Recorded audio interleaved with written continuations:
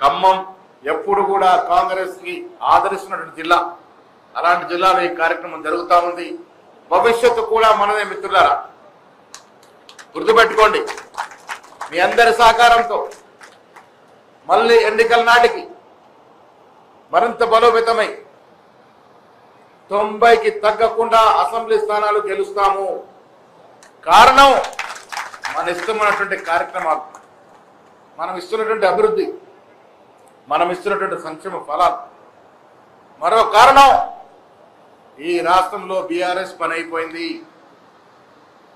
నిన్న మొన్న చూస్తా ఉన్నారు బీఆర్ఎస్ పార్టీలో జరుగుతున్న తగాదా, బీఆర్ఎస్ పార్టీలో జరుగుతున్న ఆస్తుల కొట్లాట, కవిత గారి కొట్లాట. దేని కొరకు? మనకు అవసరమా? కవిత గారు దేనికోసం పోట్లాడుతూ ఉన్నారు? వాళ్ళ అన్న వాళ్ళ నాయన దోచుకున్న వేల కోట్ల రూపాయల్లో సరైన వాటా రాక ఇలా రోడ్డున పడుతున్నటువంటి పరిస్థితి ప్రజలు చూస్తా ఉన్నారు. నేను చాలా సందర్భాల్లో చెప్పాను, వచ్చే ఎన్నికల నాటికి రాజకీయ ముఖ చిత్రంలో బీఆర్ఎస్ పార్టీ ఉండదు గాక ఉండదు.